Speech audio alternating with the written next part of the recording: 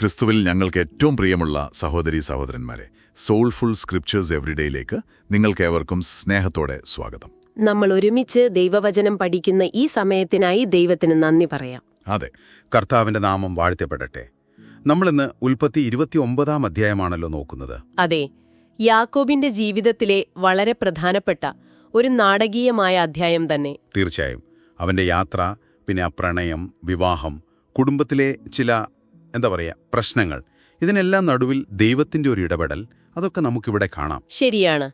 അപ്പോ ബേഥേലിൽ വെച്ച് ദൈവത്തെ കണ്ടുമുട്ടിയല്ലോ യാക്കോബ്. ആ ദർശനം കഴിഞ്ഞിട്ട് ആ ഗോവണിയുടെ ദർശനം, അത് കഴിഞ്ഞൊരു പുതിയ ലക്ഷ്യത്തോടെയാണ് യാത്ര. നേരെ കിഴക്കോട്ട് പദ്ദനരാമിലേക്ക്, അമ്മയുടെ നാട്ടിലേക്ക്. അതെ, അങ്ങനെ യാത്ര ചെയ്ത് കിഴക്ക് ദേശത്തെത്തിയപ്പോ ഒരു വയലിൽ ഒരു കിണർ കാണുന്നു. ആ കിണറ്റിൻ കരയിൽ വെച്ചാണല്ലോ നിർണായകമായ കണ്ടുമുട്ടൽ നടക്കുന്നത്. അതെ, അതൊരു സാധാരണ കിണറായിരുന്നില്ല. അതൊരു ദൈവം ഒരുക്കിയ വേദിയായിരുന്നു. നമ്മൾ കാണുന്നത് അവിടെ 3 ആട്ടിൻകൂട്ടങ്ങൾ കിടപ്പുണ്ട്, വെള്ളം കുടിക്കാൻ കാത്തു നിൽക്കുകയാണ്. അതെ, കിണറിന്റെ വായ്ക്കൽ വലിയൊരു കല്ലുമുണ്ട്. അത് അന്നത്തെ ഒരു രീതിയായിരുന്നു, വെള്ളം സംരക്ഷിക്കാൻ.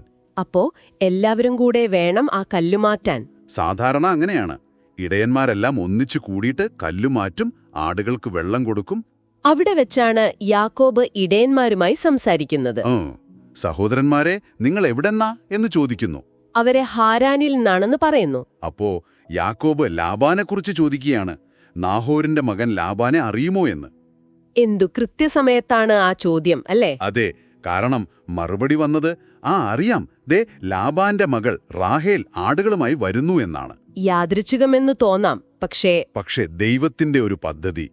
നമ്മുടെ ജീവിതത്തിലും പല കണ്ടുമുട്ടലുകളും അങ്ങനെ ദൈവം ഒരുക്കുന്നതാണ്. അങ്ങനെ രൂപലാവണ്യമുള്ള റാഹേൽ ആടുകളുമായി വരുന്നത് യാക്കോബ് കണ്ടു. അത് അമ്മയുടെ സഹോദരന്റെ മകളാണെന്നുള്ള അറിവ്, പിന്നെ അവളുടെ സൗന്ദര്യം. വചനം പറയുന്നുണ്ട്, അവൾ രൂപഗുണവും ലാവണ്യവുമുള്ളവളായിരുന്നു എന്ന്. കണ്ടുമുട്ടൽ വളരെ പ്രധാനപ്പെട്ടതാണ്. കാരണം റാഹേലിനെ കണ്ട ഉടനെ ആ ഇടയന്മാരെല്ലാം കൂടി ഒരുമിച്ച് ഉരുട്ടിമാറ്റുന്ന ആ വലിയ കല്ലുണ്ടല്ലോ, അത് യാക്കോബ് ഒറ്റയ്ക്ക് ഉരുട്ടിമാറ്റാണ്. ഇതൊരു വെറുമൊരു ശക്തി പ്രകടനമായിട്ട് കാണാൻ പറ്റില്ല. ശരിയാണ്, അതിലൊരു സ്നേഹത്തിന്റെ അല്ലെങ്കിൽ ആ ഒരു ആകർഷണത്തിന്റെ ശക്തിയുണ്ട്. അതെ, ഒരുപക്ഷെ ദൈവം അവന്റെ ഹൃദയത്തിൽ കൊടുത്തൊരു പ്രത്യേക ബലമായിരിക്കാം അത്. എന്നിട്ട് അവൻ അവളെ ചുംബിക്കുന്നു, പിന്നെ കരയുന്നു, സ്വയം പരിചയപ്പെടുത്തുന്നു. വളരെ വൈകാരികമായ ഒരു നിമിഷമാണത്. ശരിയാണ്. വർഷങ്ങൾക്ക് ശേഷം സ്വന്തം ബന്ധുക്കളെ, അമ്മയുടെ സഹോദരന്റെ മകളെ കണ്ടുമുട്ടുമ്പോൾ ഉണ്ടാകുന്നൊരു ആശ്വാസം, ഒരു സന്തോഷമൊക്കെ ഉണ്ട് അതില്. തീർച്ചയായും. ലാബാന്റെ പ്രതികരണവും തുടക്കത്തിൽ വളരെ ഊഷ്മളമായിരുന്നു, അല്ലേ? അതെ, നീ എന്റെ അസ്ഥിയും മാംസവും തന്നെ എന്ന് പറഞ്ഞാണ് അവനെ വീട്ടിലേക്ക് കൊണ്ടുപോകുന്നത്. യാക്കോബ് ഒരു മാസം അവിടെ താമസിക്കുന്നുണ്ട്. ഈ ഭാഗം നമ്മളെ ഓർമ്മിപ്പിക്കുന്ന ഒരു കാര്യമുണ്ട്. നമ്മുടെയൊക്കെ ജീവിതയാത്രകളിൽ ചിലപ്പോ നമ്മൾ ഒറ്റയ്ക്കാണെന്ന് തോന്നുമ്പോഴും അല്ലെങ്കിൽ ലക്ഷ്യമില്ലാതെ അലയുമ്പോഴുമൊക്കെ ദൈവം നമുക്കായി ചില കണ്ടുമുട്ടലുകൾ ഒരുക്കി വെച്ചിട്ടുണ്ടാവാം. നിങ്ങൾക്കും അങ്ങനത്തെ അനുഭവങ്ങൾ ഉണ്ടായിട്ടില്ലേ? അപ്രതീക്ഷിതമായി വന്നെങ്കിലും പിന്നീട് വലിയ അനുഗ്രഹമായ കൂടിക്കാഴ്ചകൾ. ശരിയാണ്, ദൈവത്തിന്റെ ആ ഒരു നടത്തിപ്പ് അത്ഭുതകരം തന്നെയാണ്. ശരിയാണ്, ദൈവത്തിന്റെ ആ ഒരു നടത്തിപ്പ് അത്ഭുതകരം തന്നെയാണ്. അപ്പോ 1 മാസം കഴിഞ്ഞു.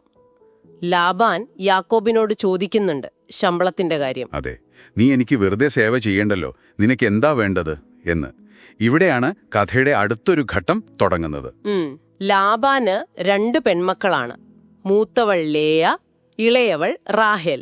ലേയെക്കുറിച്ച് പറയുന്നത് അവളുടെ കണ്ണുകൾക്ക് ഭംഗി കുറവായിരുന്നു, അല്ലെങ്കിൽ ഒരു ക്ഷീണമുണ്ടായിരുന്നു എന്നാണ്. പക്ഷെ റാഹേലോ അതിസുന്ദരി. യാക്കോബിന്റെ ഹൃദയം അപ്പത്തന്നെ റാഹേലിന്റെ കൂടെയായിരുന്നു. അതുകൊണ്ട് യാക്കോബിന്റെ മറുപടി വളരെ വ്യക്തമാണ്. നിന്നെ ഇളയ മകൾ റാഹേലിനു വേണ്ടി ഞാൻ നിന്നെ 7 സംവത്സരം സേവിക്കാം. 7 വർഷം. 7 വർഷത്തെ സേവനം ഒരു സ്ത്രീക്ക് വേണ്ടി, അത് യാക്കോബിന്റെ സ്നേഹത്തിന്റെ ആഴം കാണിക്കുന്നുണ്ട്. ശരിക്കും വചനം പറയുന്നുണ്ട്, റാഹേലിനോടുള്ള സ്നേഹം കാരണം ആ 7 വർഷം അവന് കുറച്ച് ദിവസങ്ങൾ പോലെയാണ് തോന്നിയതെന്ന്. സ്നേഹത്തിനു വേണ്ടിയുള്ളൊരു ത്യാഗം, അതിന്റെ ഒരു മനോഹാരിത അവിടെ കാണാൻ. പക്ഷേ ആ 7 വർഷത്തെ കാത്തിരിപ്പ് അതൊരു ചതിയിൽ അവസാനിക്കാനായിരുന്നു എന്നത് എത്ര സങ്കടകരമാണ്. അതെ, 7 വർഷം പൂർത്തിയായപ്പോൾ യാക്കോബ് റാഹേലിനെ ചോദിച്ചു. ലാബാൻ വലിയൊരു വിരുന്നൊക്കെ ഒരുക്കുന്നുണ്ട്. പക്ഷേ രാത്രിയിൽ ആരും കാണാതെ രാഹേലിനു പകരം ലേയാണ് യാക്കോബിന്റെ അടുത്തേക്ക് അയക്കുന്നത്. രാവിലെ യാക്കോബ ചതി തിരിച്ചറിയുമ്പോൾ അവന്റെ ആ ഞെട്ടല്, ആ വേദന നമുക്ക് ഊഹിക്കാൻ പറ്റും. അവൻ ലാബാനോട് ചോദിക്കുന്നുണ്ട്, നീ എന്നോടിത് ചെയ്തതെന്ത്? രാഹേലിനു വേണ്ടിയല്ലേ ഞാൻ നിന്നെ സേവിച്ചത്, പിന്നെ നീ എന്നെ ചതിച്ചതെന്തിന്? ചോദ്യം കേൾക്കുമ്പോ എനിക്ക് ഓർമ്മ വരുന്നത് ഉൽപ്പത്തി 27 അവിടെ യാക്കോബ് സ്വന്തം പിതാവിനെ ചതിച്ച് അനുഗ്രഹം വാങ്ങുന്നുണ്ട്. ശരിയാണ്, ഒരു തിരിച്ചടി പോലെ അല്ലേ? നമ്മൾ എന്ത് ചെയ്യുന്നോ അത് നമുക്ക് തിരിച്ചു കിട്ടും എന്ന് പറയുന്ന പോലെ. ഒരു ഓർമ്മപ്പെടുത്തൽ കൂടിയാണത്. നമ്മൾ ചെയ്ത തെറ്റുകൾക്ക് ചിലപ്പോൾ പരിഹാരം ചെയ്യേണ്ടി വരും. ലാബാന്റെ മറുപടി എന്തായിരുന്നു? അതൊരു ഒഴികഴിവ് മാത്രമായിരുന്നു. മൂത്തവൾക്ക് മുൻപേ ഇളയവളെ കൊടുക്കുന്നത് ഞങ്ങളുടെ നാട്ടിൽ നടപ്പില്ല. ഇത് നേരത്തെ പറയാമായിരുന്നില്ലേ? പക്ഷെ ലാബാൻ അത് ചെയ്തില്ല. പകരം ഒരു പുതിയ കണ്ടീഷൻ വെച്ചു. ലേയയുടെ വിവാഹത്തിന്റെ ഒരാഴ്ച കഴിയട്ടെ, അത് കഴിഞ്ഞ് റാഹേലിനെയും തരാം, പക്ഷേ ഇനിയും 7 വർഷം സേവിക്കണം. യാക്കോബ് അത് സമ്മതിക്കുകയാണ്.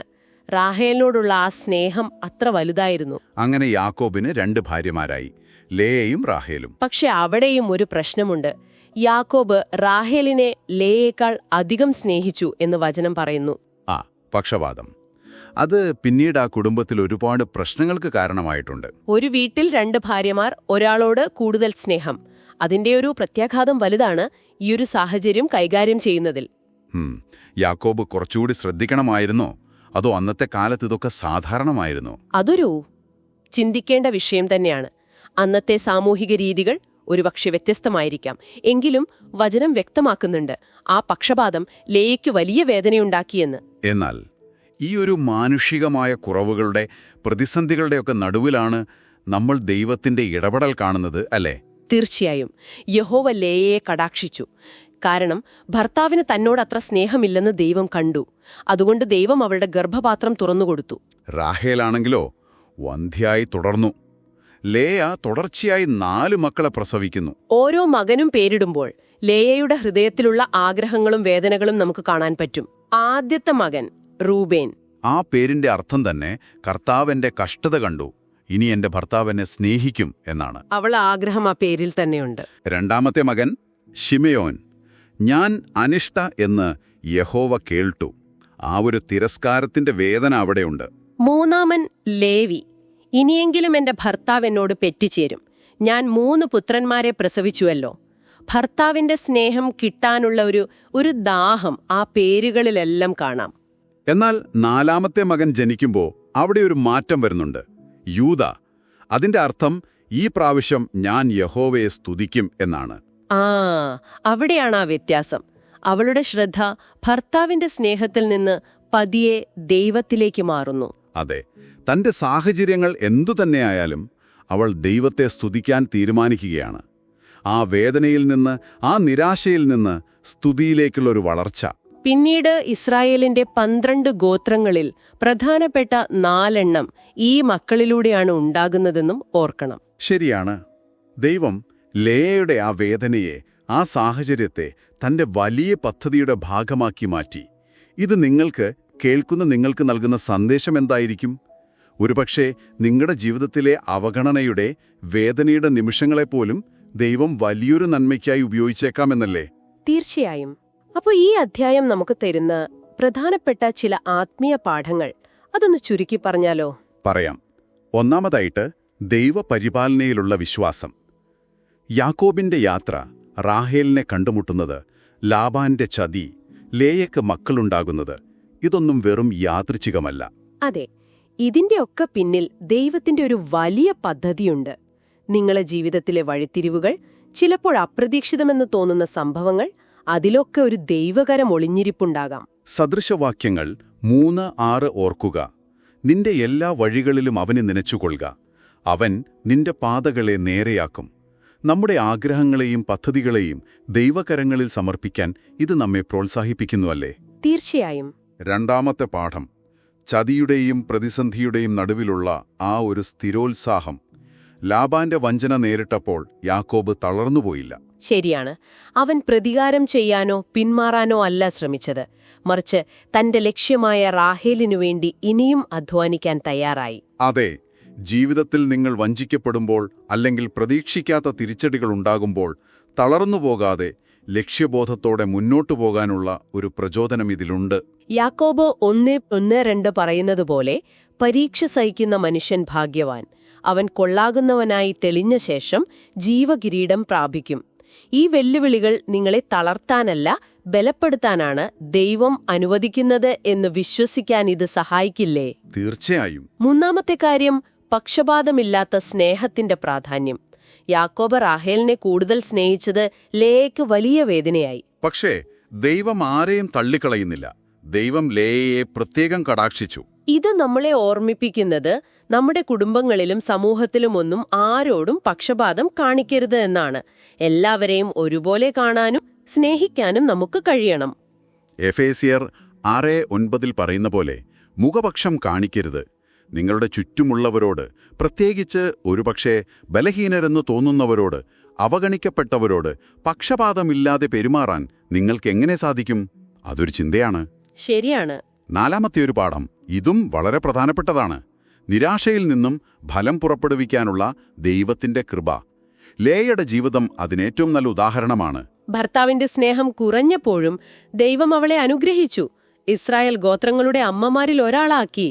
അവളുടെ ആ വേദന അത് പിന്നീട് സ്തുതിയായി മാറി. അതെ, നിങ്ങളുടെ ജീവിതത്തിലെ നിരാശകൾ, തിരസ്കാരങ്ങൾ, അതൊരു പക്ഷേ ദൈവം നിങ്ങളെ കൂടുതൽ അവിടുത്തെ ആശ്രയിക്കാനും അവിടുത്തെ മഹത്വത്തിനായി നിങ്ങളെ ഉപയോഗിക്കാനും തരുന്ന അവസരങ്ങളായിരിക്കാം.